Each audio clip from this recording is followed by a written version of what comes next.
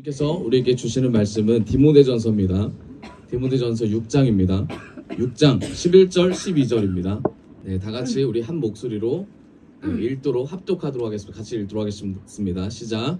오직 너 하나님의 사랑아 이것들을 피하고 의와 경건과 믿음과 사랑과 인내와 온유를 따르며 믿음의 선한 싸움을 싸우라. 영생을 취하라. 이를 위하여 내가 부르심을 받았고 많은 증인 앞에서 선한 증언을 했도다. 네, 우리 12절만 한 번 더 읽도록 하겠습니다. 시작. 믿음의 선한 싸움을 싸우라. 영생을 취하라. 이를 위하여 내가 부르심을 받았고 많은 증인 앞에서 선한 증언을 했도다. 아멘. 아멘. 오늘 주님께서 주시는 말씀의 제목은 마귀에게 승리하는 하나님의 사람이 됩시다. 마귀에게 승리하는 하나님의 사람이 됩시다 라는 제목으로 말씀을 선포하도록 하겠습니다. 우리 옆사람과 인사합시다. 마귀에게 승리합시다. 마귀에게 승리합시다. 네, 우리 뒷사람과 인사합시다. 하나님의 사람이 됩시다. 하나님의 사람이 됩시다. 네, 우리 한 번 더 인사할까요? 하나님의 사람이 됩시다. 하나님의 사람이 됩시다. 네, 아멘. 아멘. 네.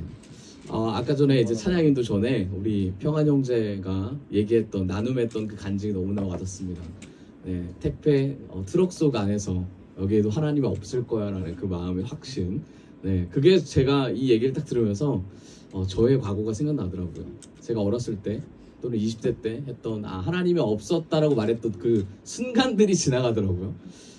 제가 일제 치하 시절에 제가 일본에 장어 뜯으러 갔을 때 정확히 말하면 장어를 뜯으러 간 건 아니지만 1년에 24시간 중에 10시간 이상을 장어를 뜯었으니까 저는 장어를 뜯으러 간 건 맞는데 장어 이제 그쪽에서 장어를 뜯으면서 아르바이트를 하고 있을 때 저희 사장님이 제일교포셨습니다. 제일교포. 네, 제일교포였는데 마음씨 좋은 제일교포가 제일 무서운 거 아시죠? 네, 다 해주면서 네, 여러 가지를 요구하는. 네, 그래서 제가 이제 그때 제일교포 사장님 밑에서 일제치하를 경험했습니다. 쉬는 거를 보지 못했던 우리 사장님께서 항상 앉아있으면 안 되고 일어서서 장어를 뜯어야 되는 그런 상황에서 제가 그때 하나님이 어디 있을까? 나를 왜 이렇게 시간도 멈춰있는 이 공간 안에서 사람들과 대화도 할 수 없는 곳에서 이 장어를 뜯을까? 하나님이 정말 이곳에서 뜯기를 원하실까? 내 인생은 왜 이렇게 의미가 없을까? 등등등 정말 많은 생각을 했던 시절이 있었습니다. 근데 그때 저만 그런 생각을 한 게 아니라 저랑 같이 있었던 모든 사람들이 다 그런 생각을 하고 있었더라고요. 네, 그래서 너무나 와닿았습니다. 모든 사람마다 네, 저뿐만 아니라 모든 사람에게 다 이런 순간이 있을 거라고 생각이 듭니다. 여러분, 그럼 제가 질문을 하나 던지겠습니다. 그렇다면 여러분, 하나님의 사람은 도대체 누굴까요? 네, 하나님의 사람은 도대체 누굴까요? 여러분, 하나님의 사람을 만나보신 적 있으십니까? 네, 되게 궁극적이면서 되게 근본적인 질문이죠. 자, 그러면 손 한번 들어볼까요? 내가 하나님의 사람이다. 아니, 내 눈을 감고 들 걸 그랬어요. 돌아보면서 그쵸, 우리 다 하나님의 사람이죠. 네, 우리 다 하나님의 사람입니다. 근데 나는 여러분 생각해 보세요. 내가 여러분 스스로가 하나님의 사람이라는 사람을 만나면서 그 사람에게 하나님의 사람이다라고 인정해 준 적이 있으십니까? 네, 있으시죠? 네, 네, 있으실 겁니다. 있지 않으신다면 분명히 그런 사람을 만날 겁니다. 네, 그렇다면 우리가 돌아봤을 때 우리를 하나님의 사람이라고 칭하는 사람을 만나본 적은 있으십니까? 네, 아멘, 할렐루야. 집에 갔더니 남편분이 하나님의 사람 오셨습니까? 네. 친구를 만났는데 하나님의 사람은 여기 앉아. 이런 말을 들어보셨어요? 네, 고개를 절레절레 흔드시는 분도 있고. 네, 네, 아멘. 네, 만나고 싶죠. 그런 사람이 되고 싶죠. 자, 오늘 이제 설교의 핵심은 그겁니다. 하나님의 사람은 도대체 누군가? 그리고 나는 어떻게 하나님의 사람이 되는가?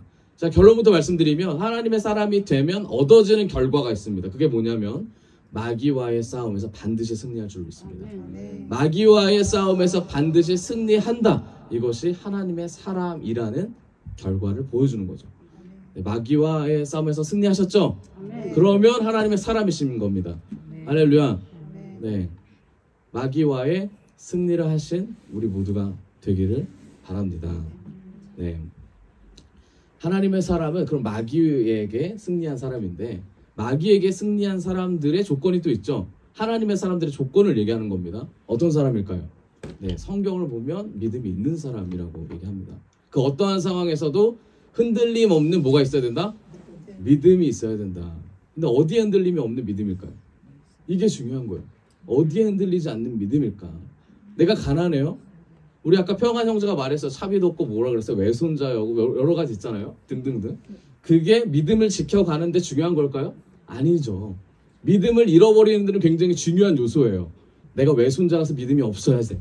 내가 돈이 없어가지고 사람들을 무시하는 거 아니야? 택배를 하니까 사람들이 날 무시하는 거구나 라고 생각이 드는 순간 어떻게 돼요? 믿음이 사라지게 된다는 거예요. 그런데 다시 바꿔 말하면 이거는 믿음과 연관이 없다라는 거죠. 무슨 말이냐면 내가 택배한다고 해서 내 믿음이 사라진다. 그럼 진짜 믿음일까요? 아니죠. 돌아보면 돼요. 내가 믿음이 사라지는 요소가 뭘까? 가장 크게 사라질 때가 언제예요? 믿음의 사람을 만났는데 그 사람이 믿음의 사람이 아니다라는 걸 알았을 때. 더 심하게 들어가면 뭐예요? 내가 하나님을 쫓아간다고 생각하면서 나아갔는데 모든 것이 다 말짱 도루묵이라는 걸 알았을 때. 내 믿음이 흔들리는 상황이 되죠. 아무것도 남는 게 없다라고 생각해요. 이때까지 했던 모든 하나님을 향한 간구들이 다 헛수고라고 생각이 들 때가 있죠. 없을 수가 없어요. 있죠. 그러니까 나를 발견하는 그 순간 내가 믿음이 사라진다라는 거죠. 되게 아이러니하죠. 그 믿음을 지키기 위해서 나를 발견하지 말아야 되냐? 아니죠. 나를 발견하는 순간 믿음이 없어지는데 나를 통해서 이루어지는 것들이 없어 보이는데 너무 확실한 믿음이 생기는 거죠. 그쪽에. 그런데 주님이 나를 향해 일할 것은 일하지 않을 거라는 확실히 계속 생기죠. 그렇죠? 그럼 어떻게 해야 돼요? 나를 발견을 해야 됩니까? 안 해야 됩니까? 하는 순간 믿음이 사라진다고 말을 했는데 해야 돼요? 안 해야 돼요? 믿음이 사라지면 다시 붙잡아야죠. 그럼 뭘 붙잡을까요? 나를 발견하기에 붙잡습니까? 제가 이 말씀 왜 드리냐면 장엄하게 제가 설명을 드렸죠. 왜 그러냐면 크리스찬들이 많이 넘어져요. 정말 많이 넘어집니다. 정말 많이 봤어요. 크리스찬들이. 정말 많이 넘어져요. 제가 저번 주에 설교 찬양 때 말씀드렸던 제가 아는 그 선배가 동기 그분 정말 믿음이 좋았어요. 모든 사람들이 다 결혼하고 싶어하는 그런 형이었어요. 저도 소개시켜주고 싶었던. 그런데 갑자기 잠수를 탔다 그랬잖아요. 자기를 돌아보는 순간 잠수를 타게 될 수밖에 없는. 왜요? 죄성이거든요. 하나님과 멀어지게 만드는 게 나를 바라봤을 때 멀어지게 만들. 그럼 뭐에서 멀어지지 않게 만들 수 있을까? 딱 하나입니다. 그거는 말씀을 붙잡을 때예요. 말씀. 여러분, 말씀을 많이 외우신 분들도 있고 말씀이 레마처럼 막 나오시는 분들도 있어요. 그런데 상대적으로 그렇지 않으신 분들도 있어요. 그럼 그런 분들은 믿음이 없는 겁니까? 아니에요. 그 조그마한 말씀 가지고 말씀을 붙잡고 사랑하는 믿음이 있다면, 내가 그렇게 살고자 하는 결단이 있다면 절대로 흔들리지 않을 줄 믿습니다. 넘어지셨다면 주님 주시는 말씀 붙잡고 다시 일어서기를 원합니다. 하나님의 사람은 말씀을 붙잡고 다시 일어나는 사람, 그런 사람에게 마귀는 절대로 승리를 거머쥘 수가 없습니다. 그럼 무슨 말이에요? 마귀가 올 때 우리가 뭘 내세워야 돼요? 말씀을 내세우면 돼요. 마귀가 오게 되고 마귀를 경험하게 되고 미혹이 오고 여러 가지 상황, 나의 감정이 드러나는 이 상황에서 하나님, 저는 이거밖에 안 돼요. 주의 말씀을 다시 한번 붙잡겠습니다. 그 말씀을 선포하는 그런 자가 믿음으로 다시 일어날 수 있다는 겁니다. 너무 많죠. 주변에 우리 자신을 하나님의 사람이라고 부르지 않는 자도 많고, 믿는 사람이 그밖에 안 되라고 정죄하는 사람도 많고, 스스로가 혼자 있을 때 또는 삶을 살아갈 때마다 하나님과 멀어지게 되는 환경에 처할 때가 많이 있죠. 그러면서 뭐라 그래? 스스로 난 이거밖에 안 되는구나. 그러면서 넘어질 때가 많이 있죠. 하지만 걱정하지 마세요. 말씀을 붙잡고 다시 일어나기를 원합니다. 그럴 때 하나님이 우리와 함께 하신다는 걸 다시 한번 알 수 있습니다. 우리 옆 사람과 한 번 더 인사합시다. 하나님의 말씀 붙잡고 일어납시다. 하나님의 말씀 붙잡고 일어납시다. 네, 한 번 더 인사합시다. 소망을 가집시다. 소망을 가집시다. 네, 여러분, 말씀에 소망이 있습니다. 말씀에 희망이 있습니다. 네, 말씀으로만 우리가 나아질 수가 있고, 말씀으로만 예수를 만날 수 있고, 말씀으로만 살아낼 수 있습니다. 말씀으로 사시는 우리 모두가 되기를 원합니다. 아멘. 그런 자가 바로 믿음 있는 자예요. 그런 자가 바로 하나님의 자녀고 하나님의 사람임을 이 시간 선포합니다. 여러분, 믿음은 성장하는 거죠. 믿음은 자라는 겁니다. 그렇죠? 말씀을 보면 믿음은 장성한 분량대로 자라는 거예요. 여러분, 얼만큼의 믿음을 가지고 계십니까? 잘 모르잖아요. 그렇죠? 네. 그런데 우리는 얼만큼의 믿음이 있는지를 모르지만 많은 믿음을 갖고 싶어 해요. 큰 믿음을 갖고 싶어 합니다. 어느 정도 믿음이 있는지는 모르겠지만 큰 믿음을 갖고 싶어하는 우리 마음속에 우리가 기억해야 될 게 뭐냐면, 우리는 우리가 보는 지금 눈보다 내일, 모레, 며칠 있다, 몇 달 있다, 몇 년 있다 더 믿음은 성장한다 입니다. 너무 좌절하지 마세요. 네.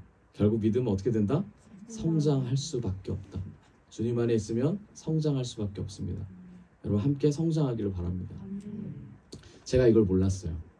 저는 믿음은 주님이 주시는 선물이잖아요. 그렇죠? 은혜잖아요. 그 은혜로 커진다라는 생각을 많이 못했어요. 그래서 다른 사람의 믿음을 부러워했었습니다.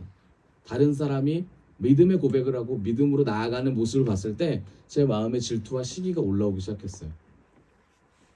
난 저거보다 잘할 것 같은데 라는 판단도 했어요. 그런데 그 판단에서 그치는 게 아니라 저 사람이 잘 나아가는 것이 싫으니까 어떻게 해요? 저 사람의 믿음이 믿음이 아니다라고 오해하게 만드는 사단의 그 뭐라 그러죠? 사단의 종이라고 해야 되나요? 네, 그런 도구의 역할을 저도 모르게 감당을 하고 있다고. 믿음은 그런 게 아니죠. 여러분, 우리가 우리 자신을 하나님의 자녀로 알고, 그리고 우리가 반드시 믿음이 성장한다는 걸 알 때 하나님의 눈으로 우리 자신을 보게 될 줄을 믿습니다. 하나님의 눈으로 우리 자신을 보게 되면 어떤 일이 일어나냐면, 내가 이때까지 받았고 내가 이때까지 누렸고 나에게 주신 모든 것이 하나님의 은혜고 이 은혜를 고백하는 나의 믿음이 점점 커지는구나. 그렇다면 믿음과 함께 주님의 은혜가 커질 수밖에 없구나. 그런데 여기서 아이러니하게 나타나죠. 뭐냐면, 믿음이 작용한다는 거 알아요. 크게 은혜가 충분히 나아간다는 거 알아요. 그런데 우리 마음속에는 뭐가 있냐면, 그런데 나의 삶은 변함이 없어 라는 고백을 합니다. 나의 삶은 나아지지가 않아. 믿음이 좋아지고 삶이 풍성해지고 은혜가 있다고 하는데 왜 내 삶은 계속 쭈그렁 방탱이가 될까? 이런 갭에서 너무나 사로잡히게 돼요. 저만 그렇습니까? 아니죠. 네. 여러분, 제가 이번에 3일 동안 그 목회자 세미나가 아니라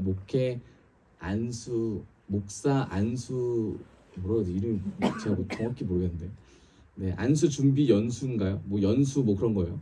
갔어요. 목사님들 쫙 앉아 계셨어요. 예비 목사님들이죠. 그래서 100명 정도 앉아 계셨습니다.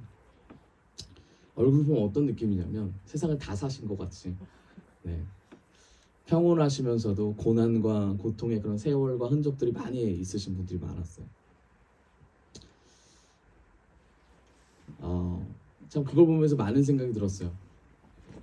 40대도 계셨고 30대도 계셨고 이제 50대도 계시고 60대도 계시고, 네, 제가 70대는 제 가늠이 안 돼서 잘 모르겠는데 이제 나이가 드신 분들도 있었다라는 거죠. 어떤 마음으로 목사의 자리에 그리고 목사의 직분을 받아 사역을 하고 싶어 하실까라는 궁금증이 있었어요. 궁금함이 있었어요. 저분들에게 주님의 주시는 그 은혜가 무엇일까 참 궁금했어요. 근데 이제 물어볼 시간이 없어가지고 이제 바라보면서 이제 생각만 했는데, 그러면서 저를 돌아봤습니다. 제가 지금 와서 목사가 되어 하나님의 나라를 위해서 한다라는, 이제 선교도 하고 사역도 한다라는 의미가 뭘까를 돌아봤어요. 제가 돌아보니까 저는 그렇더라고요. 뭐냐면 하나님께서 주신 은혜를, 그리고 그 믿음을 다른 우리 성도님들과 그리고 하나님의 사람들에게 같이 교제를 하면서 교류를 하는 방법일 수 있겠다라는 생각이 들더라고요. 제가 이 얘기를 왜 드리냐면 여러분 목사가 되어서 하나님이 일을 하는 건 아니잖아요. 그렇죠? 뭐가 있어요? 목사님이 아닌 장로님도 있고 집사님도 있고 청년 리더도 있고 그럼 우리 통틀어서 뭐라고 합니까? 평신도라고 하죠. 평신도. 평신도의 이 역할 가운데 믿음이 중요할까요? 믿음이 있어야지만 목사님이 되는 걸까요? 아니면 믿음을 가진 평신도가 목사님처럼 행동하고 사역하는 거 이걸 우리는 어떻게 볼까요? 이런 질문을 가지게 됐어요. 결국 뭡니까? 하나님 안에서 어떤 직분을 갖든 어떤 자리에 있든 어떤 마음가짐으로 주님을 섬기느냐가 이게 우리의 삶을 결정한다는 거예요. 믿음을 보여준다는 겁니다. 작게는 어디서부터요? 가정에서부터죠. 크게는 어디까지입니까? 공동체까지죠. 여러분 어떤 마음의 결단을 하시면서 믿음을 지키십니까? 어떤 마음을 가지면서 믿음을 키워가십니까? 저와 여러분에게 던지는 메시지죠. 본문에 보면 6장 11절에 한번 띄워주세요. 6장 11절 바울이 디모데에게 한 말입니다. 뭐라고 하냐면 같이 읽어봅시다. 시작. 오직 너 하나님의 사람아 이것들을 피하고 의와 경건과 믿음과 사랑과 인내와 온유를 따르며. 아멘. 하나님의 사람은 이렇게 하라라고 말을 하고 있습니다. 뭐라고 되어 있어요? 오직 너 누굽니까? 하나님의 사람아. 네, 하나님의 사람아라는 전제를 깔고 말을 하고 있어요. 우리도 하나님의 사람이잖아요. 그럼 우리는 뭘 해야 돼요? 피해야 될 줄 믿습니다. 뭘 피해야 됩니까? 그리고 뭘 따르라고 되어 있어요. 11절엔 되게 중요한 얘기죠. 피하고 따라라. 무엇을 피해야 될까요? 믿음을 가진 하나님의 사람들이 피해야 될 게 뭘까요?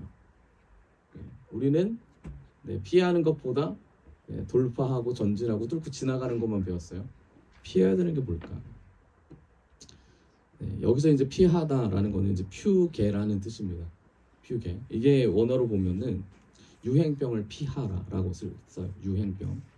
독사를 피하라. 마귀의 올무를 피하라. 강조하는 게 뭐죠? 이 세 가지만 피하면 됩니까? 여기서 나오는 핵심 이 내용이 뭘까요? 뭐예요? 유행병 여러분 이길 수 있어요? 이길 수 없어요. 독사 여러분 물리면 이길 수 있습니까? 없습니다. 마귀는 이길 수 있어요? 없어요. 뭐예요? 이기지 못하는 것을 피하라. 피하라. 그럼 여기서 질문이 되게 나올 것 같은데 그럼 믿음을 가지고 싸우라는 뭡니까? 그렇죠? 여러분 하나님의 사람이 되려면 피하는 게 먼저예요. 피하는 거. 피한다라는 건 뭡니까? 분별을 한다는 얘기죠. 분별. 여러분 어떤 분별을 하십니까? 영적으로 어떤 분별을 하시면서 나아가십니까? 이 피하는 것도 용기가 있어야 되고 피하는 것도 하나님 안에서 어떻게 피해야 될지 지혜가 있어야 될 줄 믿습니다. 이길 수 없는 것을 대적하는 것보다 이길 수 있는 것을 더 붙잡고 이길 수 있게 만드는 주님을 붙잡기를 바랍니다. 여기서 말하고 있는 내용은 가능한 빨리 그리고 가능한 멀리 피하라라고 말하고 있습니다. 그럼 그게 뭘까? 피해야 될 게 뭡니까? 피해야 될 거. 핍박하는 우리 가정에 핍박하고 계신 분들을 피해야 됩니까? 사장님들을 피해야 됩니까? 교회 못 가게 하는 그 밖의 것들을 피해야 됩니까? 아니에요.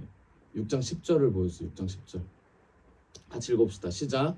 돈을 사랑함이 일만 악의 뿌리가 되나니 이것을 탐내는 자들은 미혹을 받아 미혹에서 믿음에 써나 많은 근심으로써 자신을 찔렀도다. 아멘. 뭐를 피해야 됩니까? 돈을 사랑하는 마음, 주님이 없는 그 다른 마음들을 피해야 됩니다. 나에게 오는, 나에게 주님과 가깝게 하지 못하게 만드는 것들을 피해야 됩니다. 그게 뭡니까? 죄죠. 죄된 습관과 죄된 행동과 죄된 모든 장소에 일어나는 것들을 피할 수 있는 분별이 있어야 돼요. 제가 21살 때입니다. 21살 때 믿음이 좋은 저희 교수님에게 제가 집으로 초대를 했습니다. 밥을 먹었어요. 맛없는 된장국을 끓여서 이제 3명 정도 모여가지고 교수님한테 질문을 던졌어요. 나이가 지긋한 교수님이셨는데 믿음이 정말 좋았어요. 많은 사람들이 따랐습니다. 근데 그 교수님이 어려운 거 있으면 언제든지 말해라고 이제 말을 했어요. 그래서 저희가 사석이니까 사석에서 또 궁금한 것들 20대들이 물어보잖아요. 그래서 물어보는데 이런 말을 했습니다. 교수님을 좋아하는 자매들이 있지 않습니까? 라고 말을 했어요. 이게 무슨 말이냐면 20대든 30대든 교수님이 좋다라고 말하는 또 이성이 있으면 어떻게 행동합니까? 라고 질문을 던졌어요.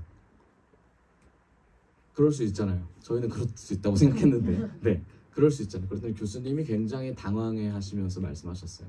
그래서 내가 넘어졌잖아. 그러더라고요. 사석이었어요. 사석. 네, 사석이었어요. 너무 진솔한 대화였어요. 그래서 내가 넘어졌잖아. 그런 얘기를 하시는 거예요. 그래서 저희는 그냥 던졌는데 굉장히 당황했습니다. 모두가 된장국 앞에서 수저를 내려놓고 네, 경청하기 시작했어요. 교수님 말씀하시는 뭐라고 했냐면 이런 말씀하시더라고요. 자기가 이제 그 가출 청소년들이랑 그 다음에 좀 그 뭐죠?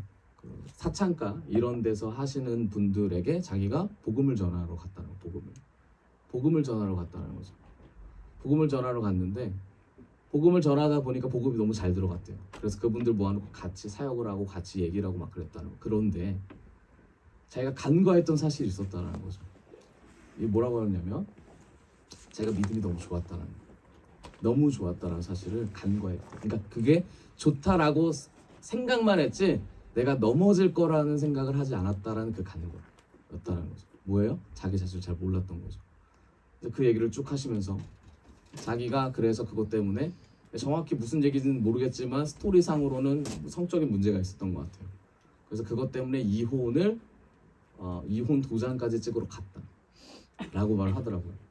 그래서 그 다음이 중요하잖아요. 그 다음이. 그래서 물어봤어요. 그래서 어떻게 됐습니까? 라고 물어봤더니 이 교수님께서 뭐라고 하시냐면 내가 그때 주님을 만났지 그러시더라고요. 믿음이 좋은 줄 알았는데 넘어졌어요. 그리고 와서 이혼의 그 과정까지 가는데 주님을 만났다고 했어요. 그래서 저희한테 물어보는 거예요. 이 과정을 통해서 주님을 만날래? 아니면 자기 자신을 알고 깨닫고 주님 앞에 먼저 굴복하며 믿음의 분량을 나아갈래? 라고 물어보더라고요. 여러분 어떠십니까? 여러분 참 어려운 선택인데 네. 믿음은 저는 이런 것 같아요. 믿음이란 우리 자신을 발견하고 우리 자신의 연약함을 먼저 알아갈 때 성장하는 것 같습니다. 바울이 지금 디모데한테 했던 말은 뭐냐면 죄의 자리를 떠나라고 말하는 거예요. 죄의 자리 어떤 자리예요? 돈을 사랑하는 자리, 돈이 오갈 수밖에 없는 그런 자리, 우리도 모르게 시험 드는 그런 자리, 사람들이 서로를 험담하고 있는 그런 자리, 하나님의 말씀이 아닌 세상적인 욕망과 욕구를 펼쳐놓는 그런 자리를 자연스럽게 떠나라고 말을 하고 있는 겁니다. 여러분 떠나기만 하면 우리는 어떻게 돼요? 고립되죠. 그럼 어떻게 돼요? 그럼 우리는 어떻게 이거를 담대하게 선포하고 어떻게 이거를 그리스도의 문화로 바꿀 것인가? 여러분 그리스도의 문화로 바꾸기 위해서 이것들을 쫓으라고 또 돼 있습니다. 11절을 보여주세요. 다시 한번 뒤로 봅시다. 11절 뒤 뭐라고 돼 있어요? 피하고 뭐를 따르래요? 의와 경건과 믿음과 사랑과 인내와 온유를 따르며. 아멘. 하나님의 사람들은 믿음을 가진 자들, 그런 자들이 따라야 될 게 이런 거라는 거죠. 은은 뭡니까? 은은 뭐예요? 하나님이 인정하시는 것을 볼 수 있는 눈이에요. 하나님의 것이에요. 하나님의 것. 만물을 보면서 하나님이 창조하신 것을 인정하는 마음이죠. 나를 창조하신 하나님에게 나아가고 그분에게 하나님만 영광 돌린다고 하는 그 마음가짐과 태도가 바로 하나님의 의를 인정하는 겁니다. 경건은 뭡니까? 혼자 있어도 하나님을 두려워하는 마음을 가지는 거예요. 하나님을 경외하는 마음이 바로 경건이죠. 하나님을 두려워하는 자와 두려워하지 않는 자의 말과 행동과 태도는 완전히 다릅니다. 그의 말에 하나님의 권위가 나타나고 그의 말에 하나님의 능력이 나타날 줄을 믿습니다. 하나님을 경외하는 자에게, 바로 하나님의 경건을 사랑하고 쫓아가는 자에게 하나님의 은혜가 임할 줄을 믿습니다. 디모데에게 바울이 명령하고 있습니다. 믿음은 뭐예요? 하나님을 전적으로 신뢰하는 거예요. 전적으로 신뢰하는 거. 여러분 주님을 신뢰하시죠? 네. 어디까지 신뢰하시나요? 저는 이 신뢰라는 이 단어가 어디까지일까라는 궁금증이 되게 많았어요. 어디까지 신뢰를 하냐면 성경은 보여주죠. 아브라함이 이삭을 죽였을 때 그리고 다시 살리실 거라는 마음까지, 그게 신뢰죠. 그럼 뭐예요? 하나님 한 분밖에 남지 않아도 좋다라는 그 마음이죠. 참 어려운 얘기인 것 같아요. 그게 믿음이래요. 근데 이 믿음은 잘한대요. 믿음이 잘하기를 원합니다. 사랑은 뭡니까? 인간의 마음에서 계속해서 일어나는 어떤 역사들이죠. 요한일서 4장 10절에 이제 이런 얘기가 나오는데, 고린도전서도 마찬가지죠. 13장을 보면은 사랑은 모든 은사보다 제일 으뜸된다. 사랑은 모든 것보다 가장 귀한 것이다 라고 말을 하죠. 여러분 사랑이 있으십니까? 네. 이 사랑을 가지고 하나님의 사랑과 육신의 사랑, 이 두 가지가 장난을 많이 칩니다. 어떤 한 자매가 저를 찾아왔어요.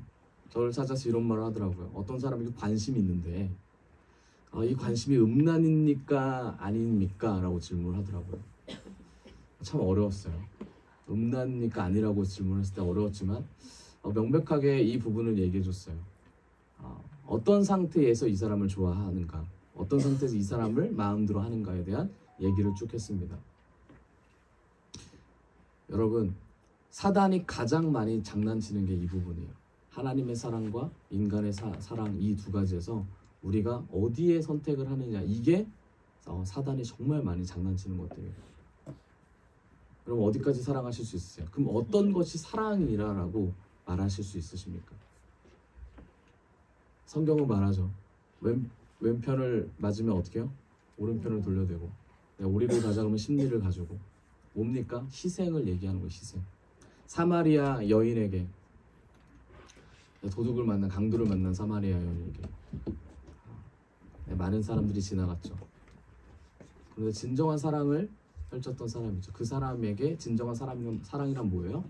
오늘 내가 느꼈던 동정과 연민을 넘어서서 내일 똑같은 그 마음이 드는가, 그 다음날 똑같은 도와줘야 된다는 마음이 드는가, 1년이 지나도 똑같이 이 마음이 변하지 않는가. 나의 명예와 나의 지위와 이런 것이 아닌 정말 이 사람 한 사람을 바라보는, 그 영혼을 바라보는 마음이 내 안에 있는가. 이게 육신의 사랑과 하나님의 사랑을 가를 수 있는 가장 좋은 판단일 거라고 생각이 듭니다.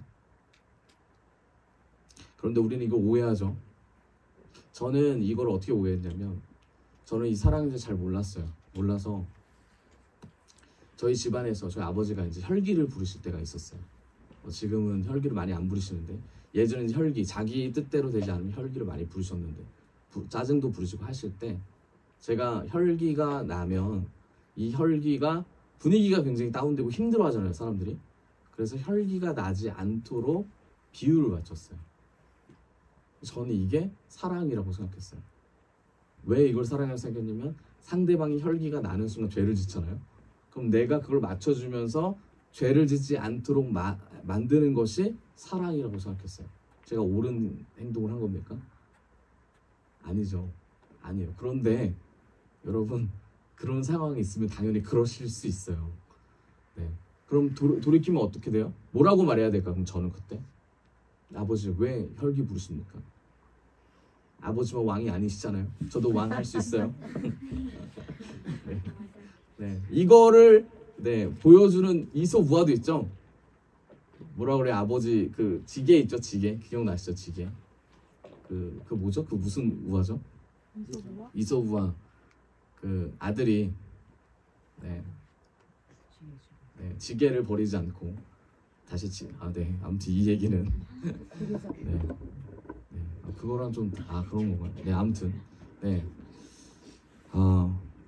그 사랑이라 이런 거죠. 사랑. 여러분 어떤 사랑을 하고 계십니까? 맞춰주는 사랑을 하십니까? 아니면 강하게 말하는 사랑을 하십니까? 이 두 개 다 정답은 아니라는 겁니다. 저는 그런 줄 알았는데 그게 또 아니더라고요. 그럼 어떤 사랑을 해야 될까? 어떤 사랑을 해야 돼요? 네, 바로 그 다음에 뭡니까? 인내죠. 인내. 사랑의 시작은 뭐부터 시작한다? 인내부터 시작합니다. 그래서 이 사랑과 인내는 동시에 갈 수밖에 없어요. 인내.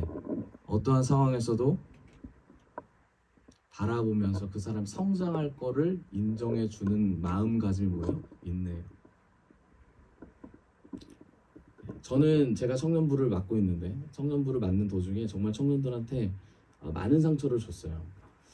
제가 이제 청년들을 기도를 하는데 기도를 할 때마다 제가 생각이 많이 듭니다.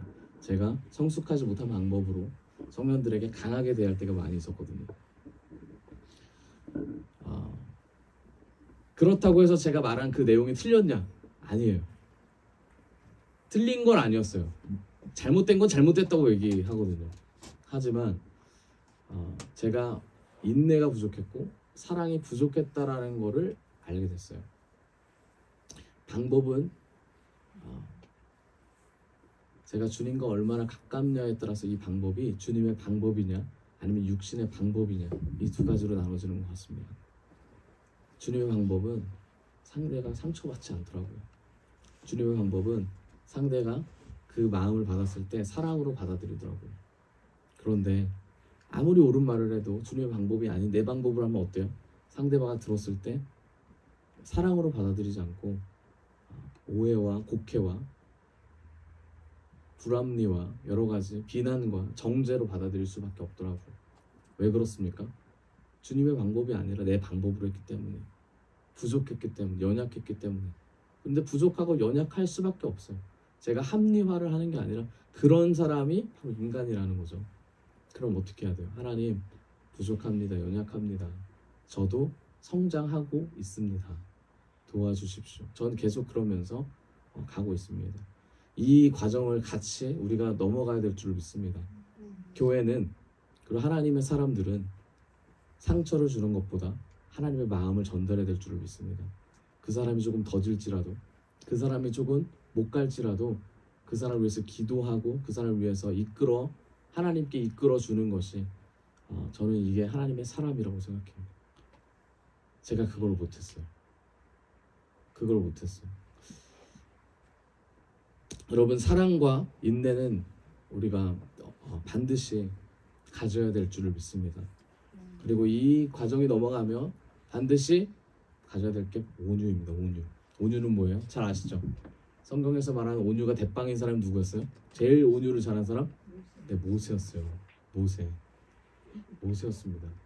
지면에 있는 모든 사람보다 온유가 뛰어나더라 라고 하나님께서 명하셨어요. 네, 저는 그 인자함을 보고 싶지만 정말 궁금하지만 이게 예수님이 보여주셨던 인내지 않을까요? 온유지 않을까요? 여러분 예수님이 보여주셨기 때문에 우리도 반드시 이것을 넘어가야 될 줄 믿습니다. 온유한 사람이 됩시다. 온유한 사람이 되기 원합니다. 자, 피할 것을 말씀드렸어요. 그리고 뭡니까? 좇을 것을 말씀드렸어요. 죄를 피하고 주님이 주신 이 6가지를 쫓아갈 때 우리는 하나님의 사람으로 나아갈 수 있습니다. 그런데 중요한 건 뭐냐면 이게 명령이라는 거죠. 이 2가지를 동시에 수행해야 되는 명령이라는 겁니다. 내가 죄를 이게 죄야. 죄의 자리 가지 말아야지라고 쳐냈어요. 그럼 우리가 바로 받아야 될 게 뭐예요? 나는 죄를 이기는 사람이구나. 이런 교만이 아니라 죄에도 넘어질 수밖에 없는 나를 주님께서 다시 여기서 이끌어 줬다라는 그 감사. 죄로 넘어졌다가 다시 돌아온 사람을 바라보면서 주는 인내와 사랑, 온유. 우리가 이런 자가 되어야 될 줄 믿습니다.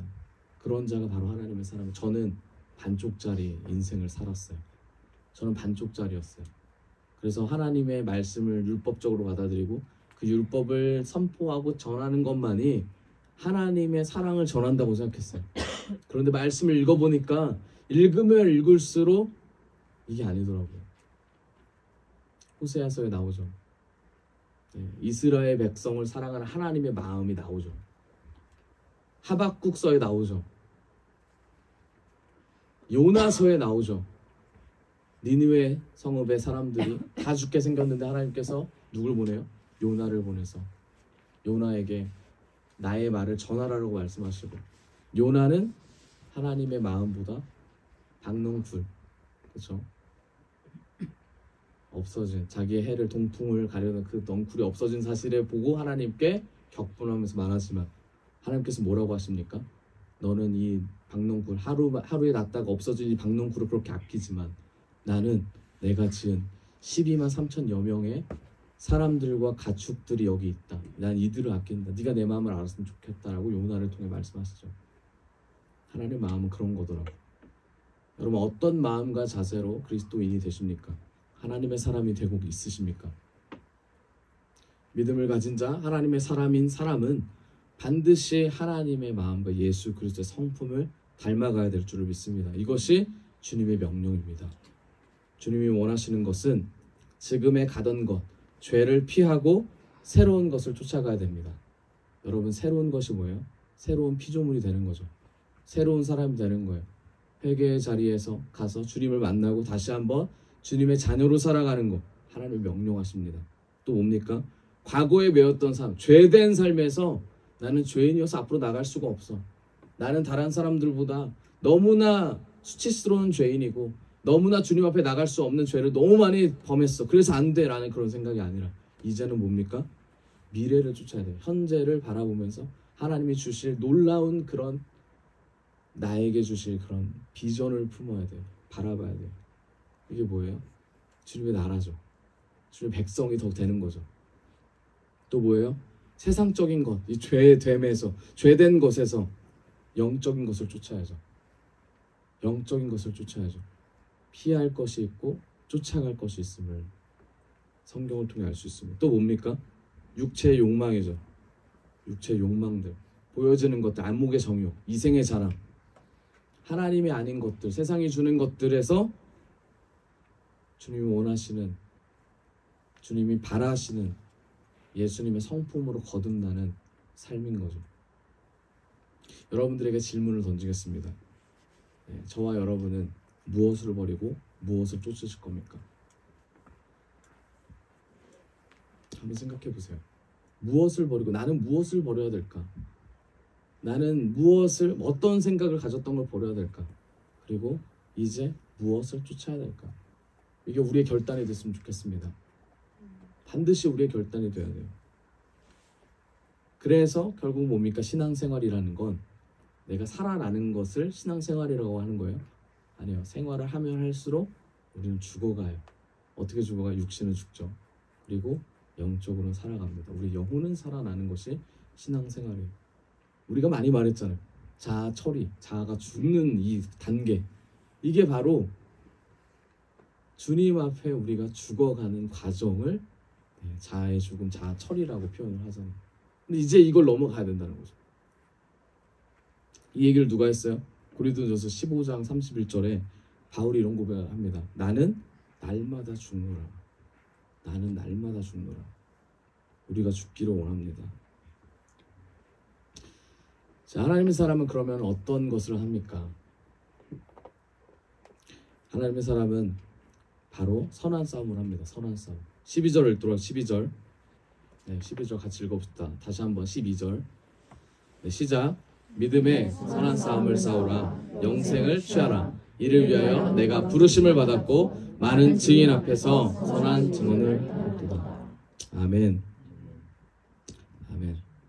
선한 싸움을 하다. 선한 싸움을 하다. 이 말이 원어로 보면 치열하게 싸우다라는 뜻입니다. 치열하게 싸우다. 여러분 치열하게 싸우시죠? 치열하게 싸우심을 알고 있습니다. 그런데 제가 말씀을 준비하면서 저를 돌아봤어요. 저는 치열하게 싸우고 있는가? 근데 돌아보면서 정리가 되더라고요. 어떤 정리냐면 치열한 싸움을 어디서 하는가? 그럼 어디서 하세요? 누구와 합니까? 언제 합니까? 어떻게 합니까? 왜 치열한 싸움을 하십니까? 이걸 해보니까 치열하게 싸우질 않는 거예요. 제가 충족할 만한 것이 없더라고요. 이 6가지 이 육하 원칙에 의거하여 저는 지금 싸움 중이 아니라 휴전 중이더라고요. 근데 치열한 싸움을 싸워야 된대요. 근데 우리 다 싸움을 하고 있는 걸 알거든요. 그런데 그 어느 사람 한 사람조차 정말 치열하게 싸운다라는 것을 이렇게 말하기가 많이 어렵잖아요. 한번 생각해 보세요. 치열하게 싸우는 중이십니까? 그럼 언제 어디서 누구와 왜 어떻게 싸우고 있으십니까?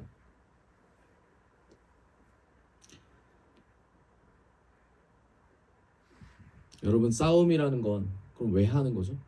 치열한 싸움 왜 하십니까? 왜 하세요? 안 해도 되잖아요. 잠깐 멀어두고 그냥 혼자서의 신앙생활 해도 되잖아요. 싸움을 하는 목적이 있습니다. 그 목적. 그게 뭐냐면 싸움을 하는 순간 우리가 저 사람과 다르다라는 사실을 깔고 가는 거예요. 아는 거죠. 그러면서 싸움을 하면서 무엇이 중요한지를 계속해서 외치게 됩니다. 싸움을 통해서. 하나님은 이 영적인 싸움, 바울은 왜 디모데에게 이 영적인 싸움을 계속하라고 했을까요? 여러분 영적인 싸움의 핵심은 이겁니다. 바로 회복이에요. 회복. 무엇의 회복이에요? 주님과의 관계 회복이라는 거죠. 회복. 영적인 싸움은 회복입니다. 그런데 우리는 싸움을 하면서 무슨 생각하냐면 내가 옳다라는 생각으로 상대방을 교화시키려고 그래요. 바꾸려고 합니다. 상대방을 바꿔가면서 내가 옳다라는 사실을 계속해서 심어줘요.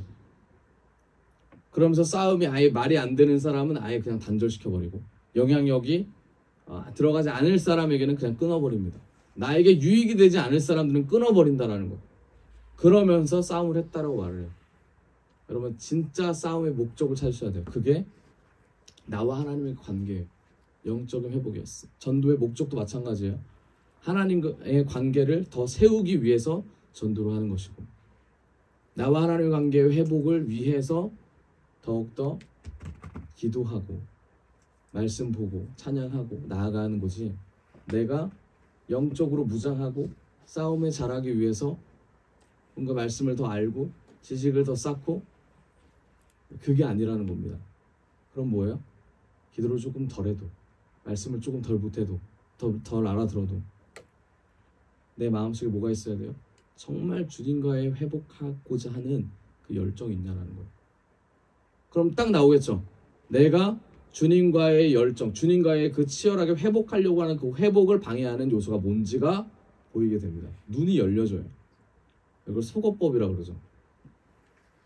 내가 이거를 정리하면 내가 주님을 붙잡을 수 있을 것이다 라는 눈이 열리기 시작해요.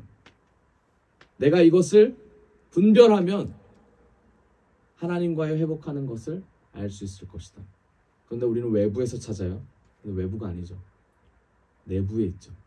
우리 자신이 하나님과의 회복하지 못하는 이유는 내부에 있습니다. 죄는 내부에서 일어나요. 내부에서 일어나요. 근데 우리가 이거를 집중하지 못하는 순간 우리는 외부에서 찾아요. 그럼 어떻게 돼요? 하나님과의 회복보다 관계의 회복, 다른 사람, 다른 환경, 내가 더 잘 살고 내가 세상적으로 잘 나아가는 데에 집중하게 될 수밖에 없습니다. 회복하시기를 원합니다. 하나님과의 관계 회복을 하시는 순간 모든 관계, 모든 환경, 그 과정 가운데 하나님이 드러나실 겁니다. 이걸 누가 했습니까? 이걸 누가 했어요? 많은 사람들이 이걸 했는데 특히 여러분 위그노란 사람 아세요? 위그노? 들어보셨어요? 자, 위그노가 누구냐면 여러분 그 청교도 아시죠? 청교도 다 아실 거예요. 청교도는 어떤 사람들이에요? 영국에서 종교의 자유를 위해서 어디로 간 사람들입니까? 미국으로 메이플라워 호를 타고 넘어간 사람들이에요. 위그노는 이 하나님의 말씀을 순종하면서 나아가기 위한 프랑스에 있었던 사람들이에요. 이 사람들이 영국에 있었던 사람들은 아까 말했듯이 청교도고 위그노들은 누구예요? 프랑스에 있었던 사람. 이 사람들이 어디로 갔냐? 스위스로 갑니다. 독일로 갑니다. 그 밖에 유럽으로 퍼져나가요. 스위스에 가서 뭐가 되냐면 이 사람들이 시계 장인이 돼요. 독일로 가서 이 사람들이 뭐가 되냐면 자동차 장인이 됩니다. 그 뭐예요? 지식층이고 지혜가 많은 사람들이죠. 이 사람들 왜 이런 행동을 했냐? 이 사람들의 삶은 하나님과의 관계 회복이었습니다. 이 사람들의 모토는 하나님 앞에서 이게 뭐예요? 코람데오 들어보셨죠? 하나님 앞에서의 삶을 살자. 전 모든 분야에서 하나님이 주신 사명을 감당하며 최고로서 하나님이 주신 모든 피조물과 하나님과의 관계 회복을 위하자라는 것이 모토예요. 여러분, 우리가 어떻게 살아야 되는지 알겠죠? 어떻게 살아야 됩니까? 하나님께서 주신 사역, 하나님께서 주신 위치, 하나님께서 주신 모든 것에 감사하며 그곳에서 하나님이 주신 것에 더욱더 하나님께 영광 돌리는 그 회복이 일어나야 된다는 거. 그럼 되게 바쁘게 일어나겠죠. 회복을 일어나게 방해하는 것들을 쳐낼 수 있겠죠. 그게 눈이 열린다라는 거. 위근호들이 그런 사람들이 모여가지고 어떻게 하면 더 빨리 달릴 수 있을까? 그 연구해가지고 마차에다가 엔진을 달아요. 항공 모터를 답니다. 그래서 그게 자동차가 돼요. 배에다가 항공 모터를 달았더니 너무 많이 가솔린을 너무 먹는 거예요. 그래서 디젤 엔진을 만들어서 거기다 답니다. 그래서 선박이 되는 거예요. 선박이 돼서 만들어 봤더니 이걸 떼가지고 디젤 모터를 어디다 달아요? 차에다 달아서 디젤 차가 나오는 거고. 모토가 뭐라 그랬어요? 하나님 앞에서의 삶을. 하나님 앞에서. 마태복음 6장 33절 이런 말씀이 있어요. 너희는 먼저 그의 나라와 의를 구하라. 그리하면 뭐라고 하셨어요? 이 모든 것을 너에게 더한 주시리라. 아멘. 마태복음 5장 13절 있나요? 13절에 이런 말씀이 있습니다. 너희는 세상의 소금이니 소금이 만일 그 맛을 잃으면 무엇으로 짜게 하리요?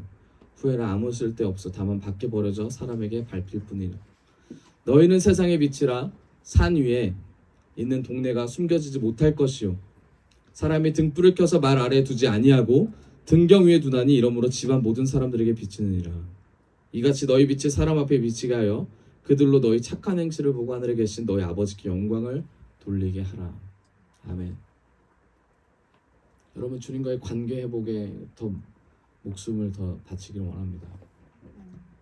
모든 시작은 주님과의 관계 회복이에요.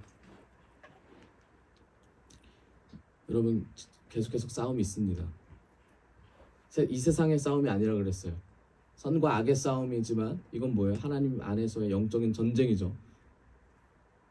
이 영적 전쟁 어떻게 해야 돼요? 우리가 영적 전쟁 싫어요. 하나님 영적 전쟁 안 할 거예요. 이러실 겁니까? 성경은 뭐라고 돼 있을까요? 네, 영적 전쟁은 여러분 취하셔야 돼요. 가지셔야 돼요. 전쟁터에 참여하셔야 돼요. 계속 나아가셔야 돼요. 왜요? 그곳에 주님이 있기 때문입니다. 그곳에 주님이 함께 하시기 때문입니다. 영적 전쟁에 참여하며 주님이 주시는 은혜를 계속 누리기 원합니다. 여러분, 우리가 싸움의 목적이 있어요. 아까 말씀드렸듯이 이 목적은 주님과의 관계 회복이에요. 주님과 관계 회복이 되면 우리가 관계 회복이 되면 그 다음이 있어요. 뭘 보게 되냐면 영생이라는 거에 관심이 생겨요. 되게 중요한 얘기예요.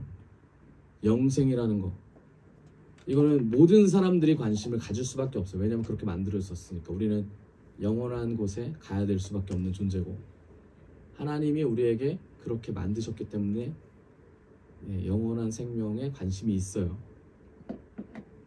그래서 영생을 이제 우리가 궁금해지게 되고 여기에 관심을 가지게 되는데, 그런데 여기서 그치는 분들이 많아요. 영생에 대해서. 나는 죽으면은 천국 가겠지, 아니면 뭐 지옥 가겠지, 근데 천국에 갈 확률이 좀 더 높겠지, 이러면서 그냥 넘어가신단 말이에요. 그런데 어떻게 해요?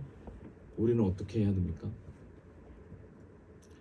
정말 발버둥 치는 것보다 더 영원한 생명, 천국을 사모하면서 나아가야 될 줄 믿습니다.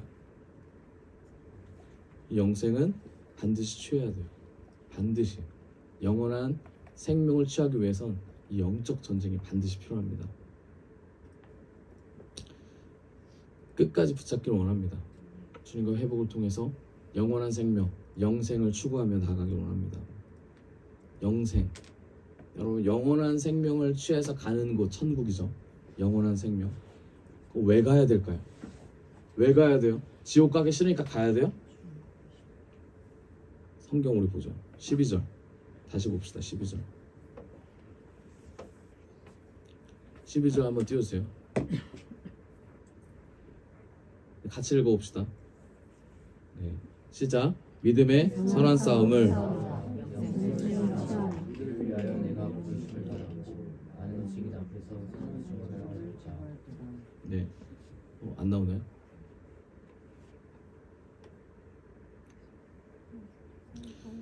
네, 다시 한번 읽어봅시다. 시작. 믿음의 선한 싸움을 싸우라. 영생을 취하라. 이를 위하여 내가 부르심을 받았고 많은 증인 앞에서 선한 증언을 하였도다. 네. 영생을 취하라라고 되어 있죠. 네. 왜요? 여기 정확히 나와 있습니다. 부르심을 받았기 때문이에요. 부르심을 받았기 때문에. 영생을 취하는 것. 참 어려운 말이에요. 그렇죠? 영원한 생명을 취하면서 바라보면서 가는 건 되게 어렵죠. 그런데 여기에 뭐라 그랬어요? 부르심이 있다라는 거. 부르심. 네. 여러분 지금 이제 이스라엘과 팔레스타인 전쟁이 있습니다. 지금 5차 전쟁인데 정말 크죠.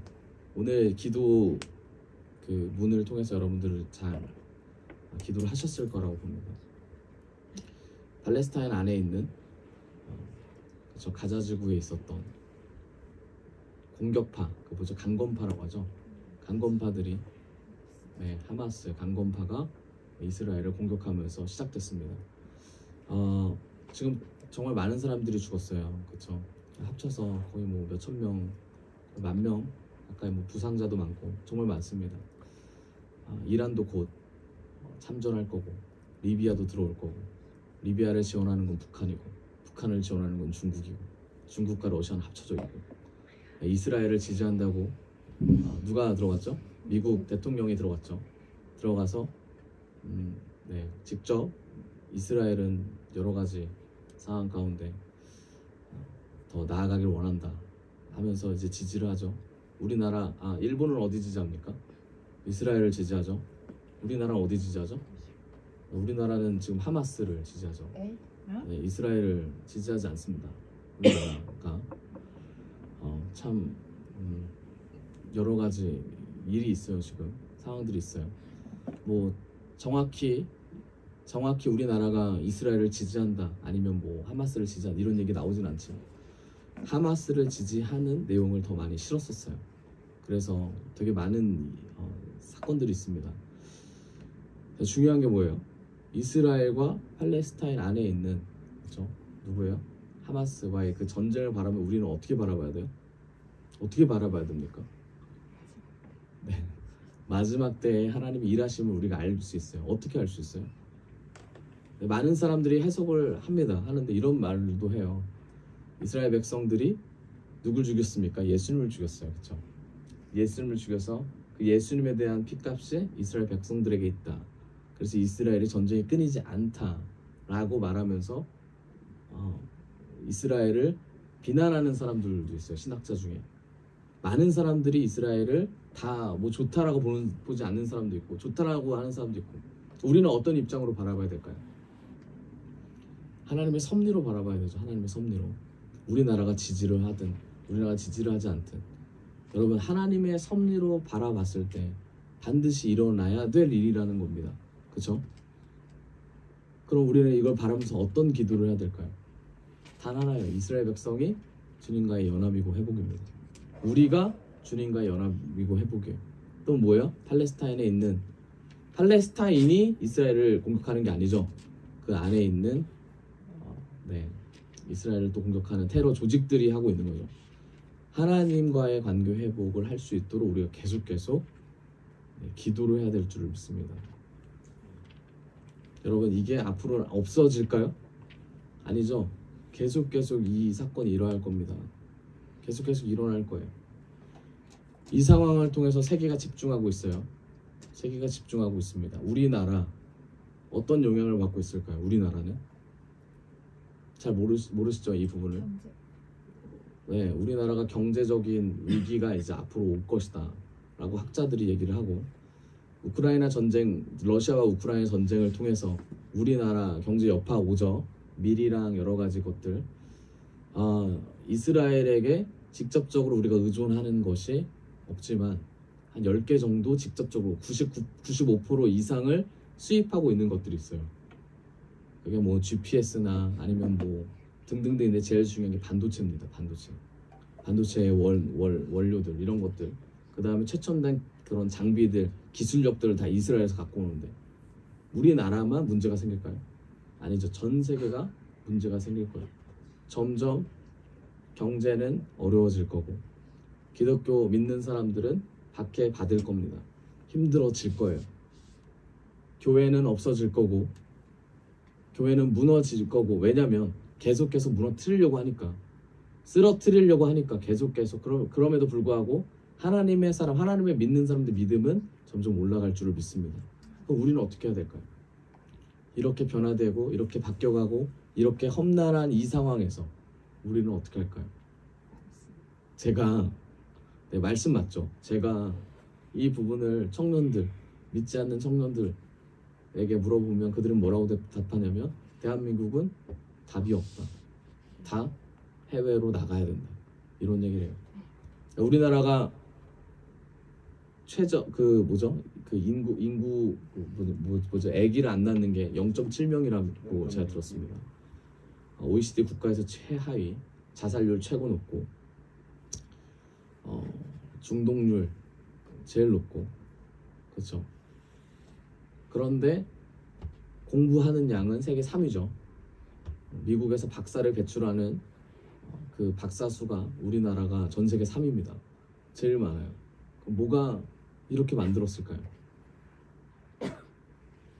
왜 이렇게 흘러갈까요? 저는 이게 우리의 신앙과도 연관이 있다고 생각해요. 여러분, 어떤 자녀를 양육하고 싶으십니까? 어떤 사람이 되고 싶으십니까? 우리나라가 하나님의 은혜로 건국이 됐습니다. 이승만 대통령이 하나님께서 세우셔서 그 밖에 뭐 서재필뿐만 아니라 많은 사람을 통해서 우리나라가 건국이 됐어요. 그 건국 이념이 성경을 기초로 한 이념으로 건국이 됐고, 많은 선교사님들이 우리나라에 오셨습니다. 언더우드, 아펜젤러, 그 밖에 의료 선교뿐만 아니라 수업, 우리나라가 정치, 경제, 사회 다 발전이 됐어요. 옛날에 천엽두 맞나요? 천연두 걸리면 죽었단 말이죠. 그럼에도 불구하고 다 고칠 수 있도록 은혜를 줬어요. 북한은 지금 천연두 걸리면 어떻게 됩니까? 죽어요. 여러분, 그런 은혜를 받은 우리나라가, 우리 백성이, 우리 민족이 지금 어떻습니까? 그 은혜가 은혜라고 말하지 않죠. 그 은혜를 감사히 생각하지 않고 그 은혜를 다 무시하고 자기 한 사람만 살겠다고 나아갑니다. 저도 다를 바가 없더라고요. 저만 그렇습니까? 우리 모두 다 우리 가정만 생각하고 우리 자식, 자녀, 하나님의 나라, 하나님의 백성, 하나님의 사람, 주님과의 관계 회복보다 우리가 잘됨을 더 선택하지 않았나 합니다. 모든 것의 시작은 주님이 아닌 주님 이외의 것을 선택함에 시작이 됩니다. 우리가 마음을 다해서 좀 우리 자신을 돌아봤으면 좋겠어요. 우리 자신을 돌아보면서 하나님, 이 나라를 망치고 있는 게 사실 접니다. 대한민국 국민으로서 불만과 불평을 내세우고 하나님의 백성이 아닌 세상 사람들이 말하는 사단의 나라를 더 세우고자 했던 우리 자신이 많습니다. 이 고백을 좀 하셨으면 좋겠어요. 이 고백을 가지고 하나님께 나아가셨으면 좋겠어요. 말씀의 결론을 맺겠습니다. 여러분, 영생이 우리가 굉장히 멀리 있다고 생각합니다. 죽어야지만 이 영생을 받아들인다고 생각해요. 그런데 그렇지 않아요. 주님과의 회복하는 그 순간 우리는 주님과의 영원한 생명을 꿈꿀 수밖에 없는 그런 존재입니다. 우리는 주님과 회복에 초점을 맞추는 순간 하나님의 눈을 통해서 세상을 볼 수 있게 되고 하나님의 눈을 통해서 영혼을 볼 수 있게 됩니다. 그런 자들에게 하나님께서 믿음의 분량대로 더 믿음을 더 넓고 깊게 만드실 줄을 믿습니다. 그런 자들이 어떤 자들이에요? 세상의 빛과 소금이 되어서 하나님의 말씀을 붙잡고 나아가는 자들, 코람데오 하나님 앞에서 삶을 사는 자들이 될 줄을 믿습니다. 그런 우리가 될 때 세상이 변할 것이고 대한민국이 변할 것입니다. 여러분 이 시간 우리가 결단하며 나아갔으면 좋겠어요. 우리가 이 시간 같이 우리 같이 기도할 텐데.